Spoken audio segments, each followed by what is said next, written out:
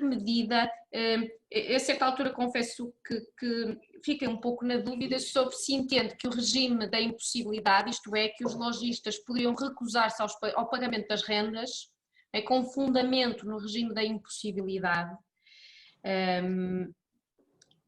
quando os centros comerciais estivessem encerrados, apesar de não ter havido uma decisão geral de encerramento dos centros comerciais. Bom, a primeira questão para entrar no regime da moratória, no regime até a alteração produzida pela Lei 27A de 2020, 24 de julho, é que tinha que haver impossibilidade do acesso ao estabelecimento, tinha que haver encerramento. Isso é um ponto de não havia moratória se fosse possível ter acesso e exercer a atividade no local.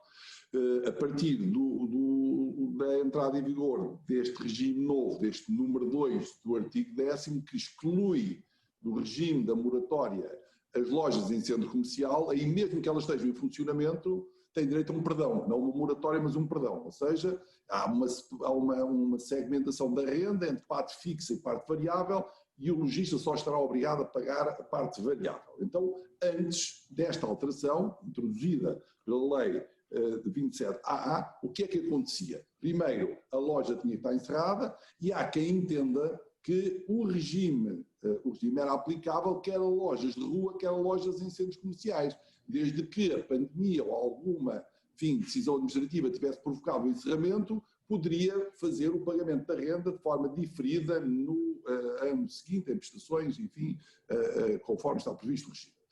Eu entendo, ou na altura entendi, que a extensão daquele regime às outras formas era formas próximas do arrendamento, ou seja, locação de estabelecimento, e não já a cedência de lojas de centro comercial que não tinha um regime semelhante ao do arrendamento, ou seja, o regime da moratória não esteve, enfim, previsto para ser aplicado às lojas em centro comercial. Eu lembro de ver um comentário do Ministro da Economia dizendo que quando aplicaram aquele regime, ou criaram um regime excepcional, não pensaram, não pretendiam aplicá-lo, estendê-lo às lojas em centro comercial. Então qual era o regime que se aplicava às lojas em centro comercial?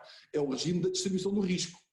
Ou entendemos que essas lojas, esses contratos, são contratos de arrendamento, e aí temos o 1040, não é? E por isso não tem que pagar renda, ou não entendendo que são enfim, esses contratos subsumíveis na previsão do artigo 1040, aplica-se o regime que está previsto na lei para os contratos bilaterais, que sem prestação não há contraprestação, e ainda o regime da exceção de não cumprimento, que é, enquanto o outro não cumprir, eu não estou obrigado a cumprir.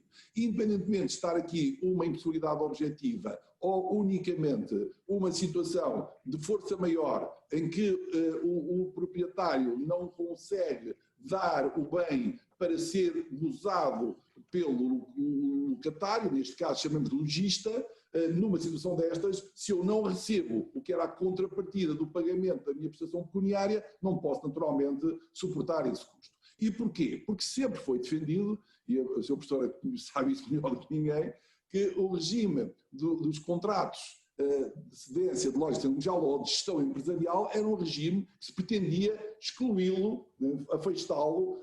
O professor Antunes Varela, penso que foi quem fez o primeiro contrato, o primeiro parecer há muitos anos sobre esta matéria, dizendo que é uma situação atípica, que tem que se deixar a liberdade, porque para fugir ao vinculismo às partes, porque a gestão era uma gestão coletiva dos meios comuns e dos meios próprios, que são entregues ao lojista, sendo que a figura do contrato não era modelável por nenhum padrão. Em muitos casos tínhamos direitos de ingresso, noutros casos o recheio da loja e as benfeitorias eram feitas pelo lojista, noutros casos havia moratória nas situações em que o arrendamento, leia-se, cedência de utilização de loja em centro comercial, era alavancar a própria exploração do centro comercial, e o domínio, que era ao nível da segurança, que era ao nível dos acessos ao centro comercial. E a lei não fala em centros comerciais, fala em conjuntos comerciais, quer o controle da publicidade, o horário de funcionamento, não está na disponibilidade do lojista, do ocupante dessa loja. E por isso tem que haver um tratamento diferente daquele que o legislador, à data, reservou para os arrendamentos.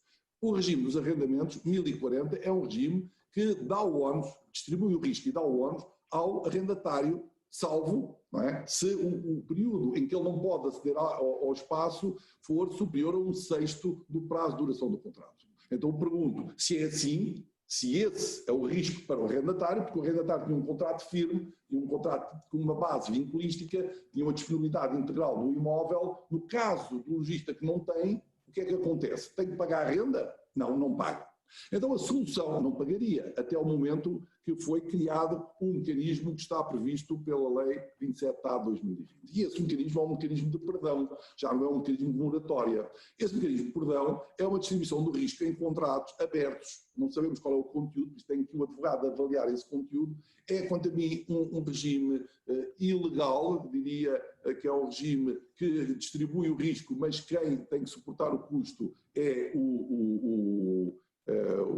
enfim, o proprietário, sem nenhuma razão, pela razão de que está aberta, passando a redundância, porque a loja está aberta e estando aberta não faz sentido, estando em funcionamento não faz sentido, ainda com limitações que todo o país tem, não faz sentido que se diga que só paga a parte variável da renda e as prestações de condomínio. Em suma, o legislador criou 3 camadas, uma primeira que é as moratórias em geral para o setor imobiliário, uma segunda para os arrendamentos, uma terceira que era para as outras formas de exploração de imóveis, que num primeiro momento eram equiparáveis para alguns à moratória do arrendamento não habitacional, não para mim, e agora uma separação dessa fase, que é excluir as lojas de centros comerciais do regime das moratórias. Deixou de estar abrangido pelo regime das moratórias e passou a estar abrangido pelo regime do perdão forçado sobre o proprietário, porque diz claramente a lei que, para além de não ter que pagar a renda fixa, ainda se lhe é aplicável o regime mais favorável que porventura tenha contratualizado, ou por via de acordo, ou por outra via qualquer, que, enfim, sobrepõe ao próprio regime que a lei agora estabelece. Eu penso que respondi. Eu sou dos que entende que outras formas, até julho de 2020, o legislador não pretendeu abranger as lojas de centros comerciais. Até esse período, as lojas de centros comerciais fechados, lojistas que não tinham acesso à loja não estavam obrigados a pagar a renda. Não era um problema de moratória, pessoal, moratória. Durante o período de encerramento, ou seja, durante o período de encerramento, a loja encerrada não paga qualquer renda a partir do momento da abertura, que na verdade é a única altura a partir da qual se pode contabilizar a retribuição variável, a não ser que se pretenda aplicá-la também às vendas online, aqueles que puderam continuar a realizá-las, mas então a partir da abertura paga a retribuição variável, no tempo anterior não paga renda. O artigo 725, número 1, é a distribuição do risco nos contratos bilaterais. Mas é para a impossibilidade absoluta. Mas é para a impossibilidade absoluta, que é uma hipótese de impossibilidade temporária. Mas também temos a exceção de impossibilidade temporária. Sim, mas também temos a impossibilidade objetiva está no 790, nos contratos bilaterais no 795, não é? Mas a exceção de não cumprimento é uma garantia para quem não recebe, não tem que prestar. E por isso, se alguém que entra no centro comercial tinha no seu contrato o direito de aceder à loja e há um momento que não pode aceder à loja e há um momento que as cancelas estão fechadas, eu penso que não pode estar a pagar uma contrapartida financeira por não receber lojas. A não ser que se lhe aplique, se entenda que se aplique o artigo 1040 do Código Civil, equiparando os contratos de utilização de loja aos contratos de arrendamento. Aí sim, aí se o legislador não tivesse criado o regime excepcional... Depois não se pode aplicar porque não é superior a 1/6 da duração do contrato, não é? Portanto, o 1040 não se pode aplicar, não é? Por causa dessa condicionante, a não ser que ultrapasse... O 1040 não, o 1040 tem que suportar a renda. No 1040 o arrendatário suporta a renda, dado que só não é um ônus do arrendatário, não é, se exceder 1/6 do contrato. É por isso que o legislador criou o regime excepcional para os arrendamentos não habitacionais, diferindo o pagamento da renda. Ou seja, é obrigado a pagar, ainda que a loja esteja fechada, lojas de rua, leia-se, mas pode pagar diferidamente essa renda. E nos centros comerciais, o domínio não é por parte da loja do lojista, sempre a doutrina de jurisprudência afastou o contrato de cedência de loja do regime do arrendamento, não era agora, oportunistamente, que íamos aplicar o regime do 1040 do Código Civil. Sendo assim, não tem que pagar. Só que isso é um esforço muito forte sobre os proprietários dos centros comerciais, que naturalmente fizeram pressão sobre o governo e que se encontrou um Mas regime... essa conclusão é que se calhar não tem que ser assim, porque essa solução de que ele não tem que pagar durante o período de encerramento é que não me parece ser uma solução que resulte necessariamente desta solução, desta articulação legislativa da Lei 4C/2020 com o 168A número 5. Não me parece que seja uma solução inultrapassável. Eu não estou de acordo com essa defesa, não é? Não me parece que se aplique aí essa solução da impossibilidade. Mesmo se não for impossibilidade, vamos pela garantia da exceção de um cumprimento. A exceção de um cumprimento leva a que, não, como garantia, que não se tenha que pagar o que não, ainda que não haja incumprimento definitivo, há quem entenda que se estende a exceção de um cumprimento às situações que não se recebe, logo não é obrigado a prestar. Quem não presta não é obrigado, não tem direito à contraprestação. Mas o número 10 hoje é lido de maneira estranha, porque o número 1 diz outras formas, manda aplicar, não, o regime do arrendamento não habitacional, e o número 2 manda retirar outras formas, manda retirar as lojas dos centros comerciais, que também são outras formas. É um bocadinho estranho que se coloque um arrendatário a pagar a renda, não tendo acesso à loja, e que se dispense um lojista do centro comercial de não pagar a renda, que está contratada. É um bocadinho estranho. Mas essa solução, eu não sei se essa solução é necessária, não é? Mas, desculpe, que não é chamada para aqui a minha opinião, e eu aproveitava para colocar outra questão também para o Sr. Doutor, que está aqui feita, que é uma pergunta que me parece, claro, que mais do que pertinente, que é: e se os lojistas dos centros comerciais estavam vinculados a pagar uma retribuição fixa? Não há renda variável, há uma renda fixa. E então como é que é? O lojista não paga a renda fixa, paga apenas os custos, enfim, os custos de condomínio, podemos dizer assim, portanto é o contributo para as despesas de funcionamento do centro comercial. Esta situação de facto não foi considerada.